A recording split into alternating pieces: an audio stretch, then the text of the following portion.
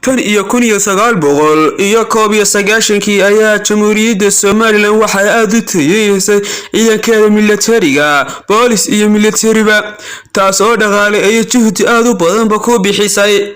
Jamhuuriyadda Soomaaliland ayaa haatan waxay leedahay ciidan ballaaran kuwaas oo lagu haleyn karo sugitaanka iyo amniga, difaaci karana haddii dibadda laga soo weeraro.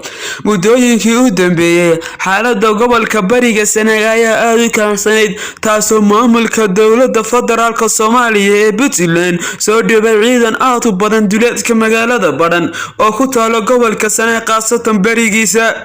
Ciidanka Jamhuuriyadda Soomaaliland ayaa waxaa lagu soo waramayaa inay dhawaan u ruqaysan doonaan jiidahaasi, iyagoo haatan ku sugan duleedka galbeed ee Badhan. Waa UBA meel u jirta wax ka yar 20 kiiloomitir. Muddooyinkii u dambeeyay ayaa xaaladaasi isi soo taraysay, waxa walaaciyo warwar badan ku haya dadka deegaankaasi inay fooda isgeliyaan labada ciidan.